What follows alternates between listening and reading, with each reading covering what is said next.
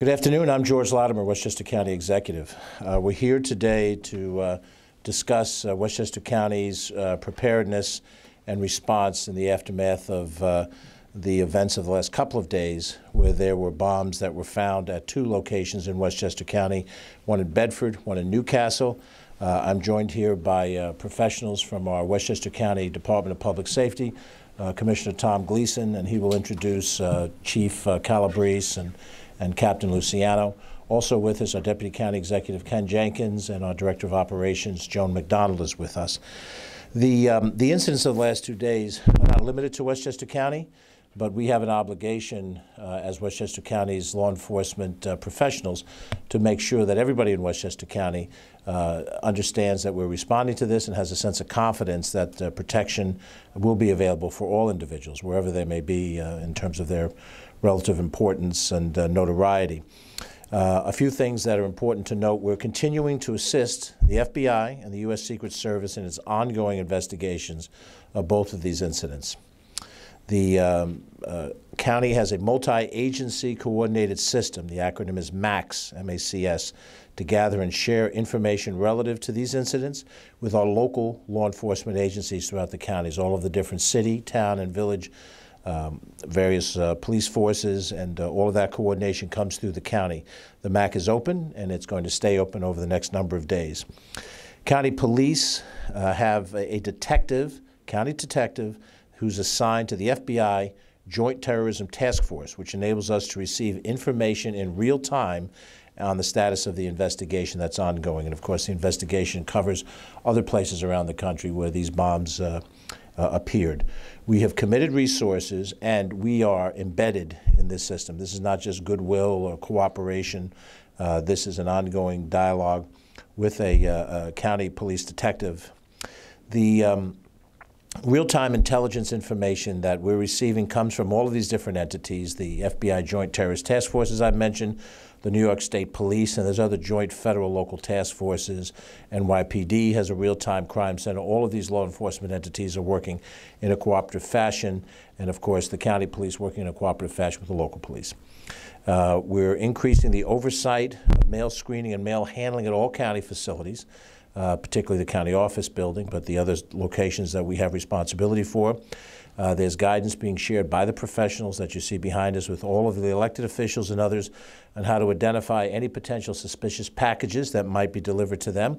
There is some information we have available. I think we've passed it out to those of you in the media. A basic information sheet prepared through the County Public Safety Department, which we will share with citizens in general as to how to spot a suspicious package when they see it, and what they're supposed to do when they do see that. This is part of what the county's responsibilities are as a regional government. It's also important to notice that we have some very unique assets, one of them being the Hazardous Devices Unit. We call it the Bomb Squad, with both vehicle, equipment, training as well, and also the Real-Time Crime Center, which I alluded to, which we're ready to use to respond to these incidences. And in fact, in a minute, when the Commissioner outlines our response at both Bedford and Newcastle, he will point out that it was our services that we provide at a regional level that was able to handle the bomb and deal with it in a safe fashion. There are no specific threats to county residents, as we are aware at this time. We ask everybody to remain vigilant. We don't know if this is going to be something we will see again. There's no way to know that. We do know that we're in a very highly charged political season. The targets of these bombs nationwide were political targets.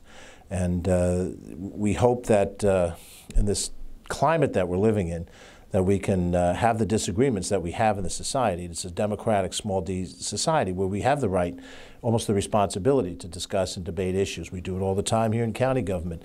But to do that in the context of the peaceful discussion and not to have it lean, as these things did, into violence. It's particularly important in Westchester County because we are the home to many, many prominent people. You have leaders not just in government and in politics who reside here in this county or have business in this county. We have top corporate executives who live in this county. We have people in the entertainment field, prominent people that we see on television reside in this county, prominent sports players and so forth, and those in the music industry. all of those people in Westchester County we're tasked with protecting, and the high-profile individuals may have some protection of their own, but the protection that's provided through the law enforcement agencies, the county and the other ones, is provided to every resident of Westchester County. We want them to be assured that we understand what happened, what the potential threat was, and how we go forward. So I'm going to ask Tom Gleason, who's our Commissioner of Public Safety. He's a 35-year professional in this department, to come to the microphone. He'll introduce the other professionals that are with him, and they'll talk a little bit about the timeline of what actually happened in the Bedford incident, I guess on Monday, and the Newcastle incident yesterday, or whatever the 2 days were. And then when we're finished with that, we'll open it up to any questions for any of us, and try to give you as much information as we have available. Commissioner Gleason. Thank you, sir. As the county executive mentioned, I'm here with Chief Calabrese, who's the Chief of Field Services, and Captain Luciano, who's the Captain of Special Operations Division, and part of his responsibility, direct report, is the Hazardous Devices Unit.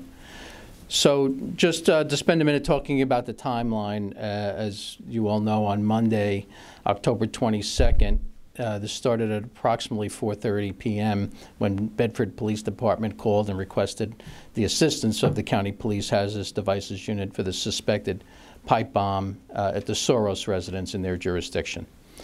So our Hazardous Devices Unit responded, x-rayed the device, saw that it contained potentially, or could have possibly contained a hazardous substance, and they rendered it safe. If there's any questions later on about that, I'll defer to Captain Luciano. So, but our crime scene unit was also deployed there and helped to process evidence at that particular scene, and the evidence was recovered and brought back to our county police headquarters. The following day, on Tuesday the 22nd, I'm sorry, that'll be the, Monday was the 21st. On Tuesday, at about 23:35 hours, 11:35 p.m., the U.S. Secret Service contacted us and requested our Hazardous Devices Unit again for a suspected pipe bomb received in the mail that was headed for the Clinton residence in Chappaqua. So that package was intercepted, and again, our Hazardous Device Unit responded. They secured and dealt with that device, which appeared to be very, very similar to the one from the Soros incident the day before, secured it, and it was brought back and safeguarded with the County Police Hazardous Devices Unit as well. But both those devices were subsequently turned over to the FBI today, and the FBI is taking them along with the other devices that were recovered, and they're going to be bringing them down to Quantico, Virginia for further analysis and testing. That being said, I just wanted to also mention, as the county executive said, that although there's no specific threats right now to county residents, we do, maintain a high level of vigilance, and there's a lot of things that people probably don't see with our presence, but they're being done all the time, and obviously during situations like this, maybe even more so, and we have, when we have a heightened awareness to things that are happening, but we perform critical infrastructure and key resource patrols where we send out specialized units to go and inspect, whether it's transportation centers, water supply, power supplies, and things of that nature. So all those things are being done. And again, really what I wanted to talk about is the work that our Hazardous Devices Unit does. It's a specialized regional asset that we're very proud of. And sometimes, the work, they're the ones that are doing the real dangerous work here. And sometimes that gets overlooked. I mean, we have great working relationship with our state, local, federal partners.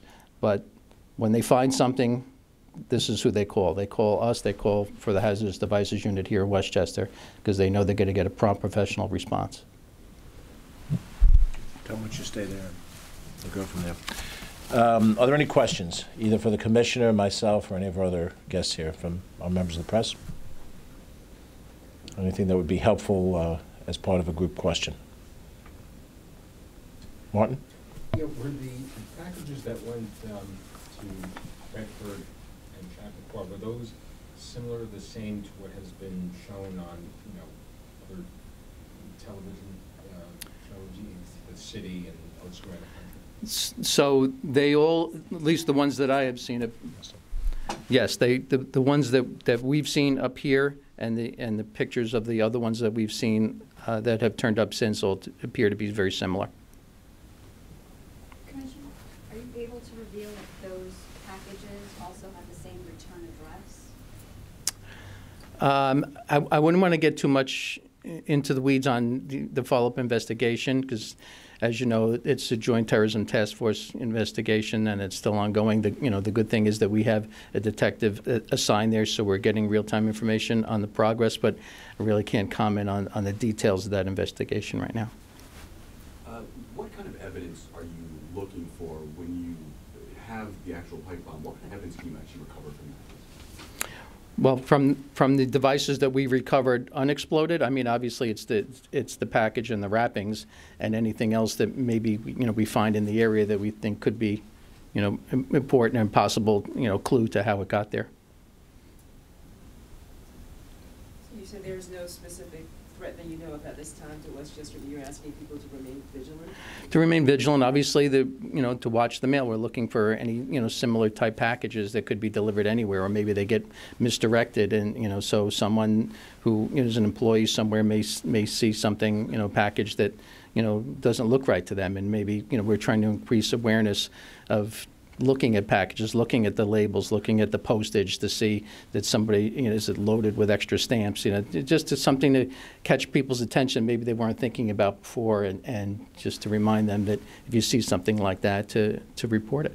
It's important to know, too, Michelle, that some of these other packages that were delivered, one went to a restaurant, one went to a mailroom of a corporation. So while it may be targeted for a very specific individual, it might cross the path of everyday people. And so the concern is if you're vigilant at every step of the way, then you're prepared to respond and act in an appropriate way. And most importantly, whatever you see, to report it to the proper authorities so that the proper authorities can come and deal with it professionally rather than trying to figure it out on your own. Yes, sir. Maybe for the chief. Yeah. The FBI has acknowledged the first device was proactively detonated. The one to the Clintons and others have not been. Can you discuss what the difference was or why the decision was going forward not to, if they're similar devices, handle them the same way? The FBI was on scene with our hazardous devices unit, and the evaluation was with that first device to disrupt it, which we did. That'd be our normal course of procedure. With the second device, after the evaluation of the evidence provided by the first device, it was decided collectively to handle that as a whole. And that's what it did. It was put in a containment vehicle and moved away from the scene and evaluated off-site. Yes, go. How unique is it that Westchester has someone on the inside with the FBI? Well, we've actually had detectives assigned to several federal task forces for many years, and we find that a tremendous asset for both. It's a tremendous asset to the federal authorities to have someone with the local knowledge and expertise, and as well as to us to have someone that we can get real-time information back from. And we've done that with several different task forces. Any other questions? Yeah, if somebody sees a suspicious package, should they call the local police department, or is there another number or agency? They can call their local police department. They could dial 911. We're not going to tell someone, in Scarsdale that, don't call your local police, call us. By all means, if it's something of concern, either call 911 or your local police department first. I have one last question. You were talking about increasing oversight at mail screenings, or screening the mail at county office buildings. Are people living in Westchester going to see local post offices with more heightened security, people just going to the regular mailbox? Well, I think the U.S. Post Office is part of the chain of this research, and so the federal government is going to have to give directive as to how they want the U.S. postal employees to operate. We have control over county employees, and so we've given that directive to wherever there are county offices. And, look, it's an abundance of caution, Lisa. We don't know the size and scope of this. We may have seen the totality of this incident. We may not have. We don't know. And until we know, until the person or persons who've done this are apprehended and the totality of who they may have worked with, if anybody, is brought out, we don't know. So it's wise for all of us to be on heightened alert. What we have the power in county government to do is to direct county employees to do this, and I suspect as you follow whatever the governor is going to state on this, he'll probably be saying the same thing for state services and employees. And then, of course, the federal government controls post offices. I would suspect, since this went through the postal system, they're probably on full alert right now, but I'll leave that to the appropriate federal official to make a comment on. Jonathan. Yep. So yesterday the governor had put out more, it was 100 more law enforcement agents at various places, mostly travel hubs, airports, trade stations. It appeared, at least this morning, there was additional police presence at some of these locations across the county. I don't know, was that directed by the county specifically? And if so, how long can people expect to see an increased presence around some of these areas? Well, we did not issue a countywide direction along the lines that the governor did. We believe that our police professionals, in doing their due diligence, are already in a position to be able to respond as needs come up. And then, of course, as we just said, the joint effort of communication between the county police and the municipal police, that is the greatest line of defense, our local police in every one of these different communities. Our countywide police force obviously is not sufficient to cover every single nook and cranny of every part of the county. But I think my understanding as a civilian is that all elements of the law enforcement community are on full alert, and they understand that we have to look for any other signs. Now the incident came through a mail, maybe courier, but a mail-related situation. That doesn't mean that the next incident comes in the same way. If there is another incident, all those things are unknowable. But I think the commissioner and his top team have taken the prudent actions at this stage of the game. We obviously are always concerned about airport security, which is within our area, security on the Beeline bus system and so forth. But this was not directed as a general terrorist act against the population at large. These were very targeted individuals, and we have in Westchester County so many prominent individuals in those fields of endeavor that, from at this stage of the game, I think we want to see how the investigation goes, and then we'll make determinations as to how we deploy resources thereafter. Obviously, these packages, once somebody opens them, they're designed to explode immediately, or is there a timer involved? Can any of you guys comment on that? Yeah, I don't know if we want to get into, the contents and things like that are really more part of the investigation that will come out when this is all done. I'm going to speak outside of personal knowledge because I'm not part of the police structure. I think whether or not what was put in those mailboxes were activated or not activated, the threat is real. And the threat is delivered even if the bomb itself doesn't explode. This was a targeted effort to make a statement, and I think we treat that as a very serious statement. Whether or not these devices were immediately prepared to explode isn't really as important to the issue as to understand that somebody intended to send them, in this county, to at least 2 individuals and across the nation to 10 individuals with a very specific target and a very specific purpose. And I think that we can't miss, we can't lose the argument over what happened actually inside the device itself. It's the intent of the person who sent these that really is the question at hand. And that is then linking into what the commissioner said, the investigative responsibility of higher agencies to root through and find out who are behind these things. Any final questions? If you'd like to talk to the commissioner or any of his staff one-on-one, we're happy to have you do that. Appreciate you coming in, give you as much information as we can as we go forward in the days to come. If there's any further incidents, we'll certainly be happy to brief you right away. Thanks very much for your time. Commissioner, thank you. Thank you. Thank you, Captain.